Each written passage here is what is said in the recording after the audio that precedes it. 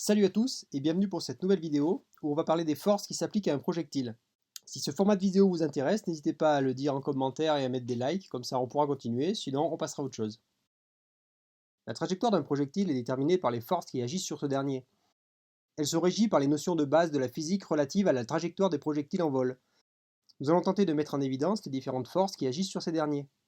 Tout d'abord, il y a une force de base qui s'exerce sur tous les projectiles, qui est celle de la pesanteur, ou de la gravité, même si la pesanteur et la gravité ne sont pas tout à fait la même chose. La force à laquelle est soumise le projectile en raison de la pesanteur est appelée le poids. Cette force induit une direction suivant laquelle tous les corps libres tombent vers le sol. Le projectile n'en est donc pas exclu. Une autre force qui s'applique à celle du projectile est celle du vent. Le vent correspond au mouvement au sein de l'atmosphère, qui correspond donc à des masses de gaz situées à la surface de la planète. La densité de l'air entre également en jeu, ce qu'on appelle la masse volumique de l'air. Donc on peut déjà résumer qu'une balle qui quitte le canon d'une arme a sa vitesse qui diminue et la balle qui commence à chuter. La perte de vitesse est bien sûr due à la traînée causée par la résistance de l'air et à la chute par la gravité. La gravité est constante, mais la résistance de l'air varie avec la densité de l'air. Plus la densité de l'air est élevée, plus la traînée est élevée. La densité de l'air dépend essentiellement de l'altitude, donc de la pression atmosphérique. Plus la pression atmosphérique est élevée, plus la densité de l'air est élevée. Elle dépend aussi de la température. Plus la température de l'air est basse, plus la densité de l'air est élevée. Et enfin, elle dépend aussi de l'humidité relative. Plus l'humidité relative est basse, plus la densité de l'air est élevée. Et contrairement aux idées reçues, un air humide est moins dense qu'un air sec. Maintenant, on va plus se centrer sur le projectile lui-même. Il est tout d'abord possible de distinguer le centre de gravité et le centre de pression. Le centre de gravité peut être défini comme le point auquel peut être associé le poids total d'un solide rigide. Le centre de pression est, quant à lui, le point où s'applique la résistance de l'air. En règle générale, le centre de pression est situé en avant du centre de gravité, et c'est sur ce point que vont s'appliquer les forces de frottement, induisant l'apparition d'un mouvement d'obliquité. On parle aussi d'angle de lacet. Il est caractérisé par des oscillations du projectile.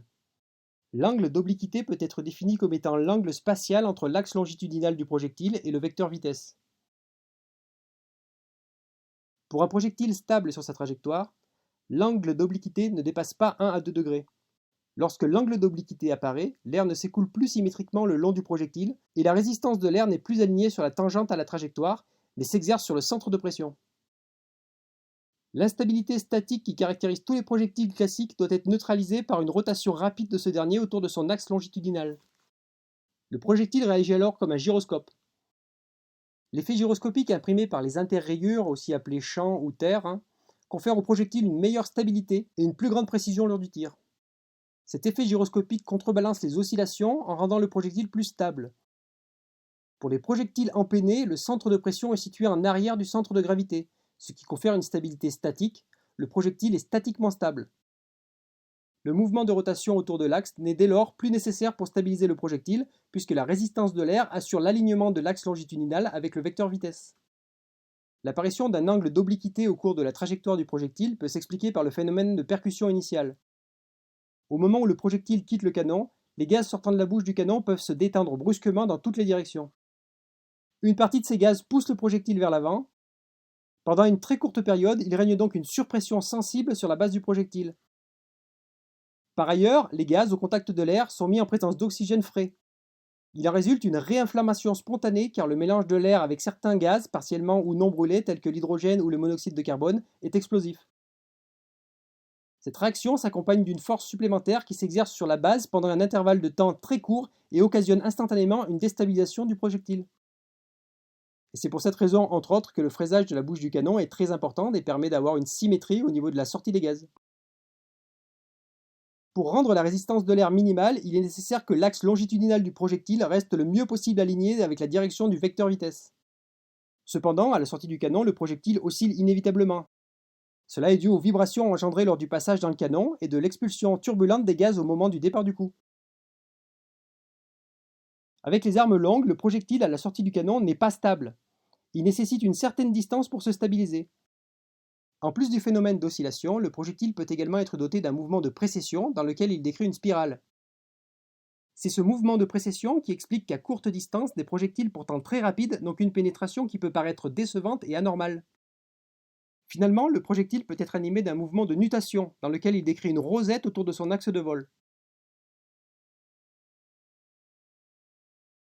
La différence de pression à la surface du projectile développe une force appelée force du vent.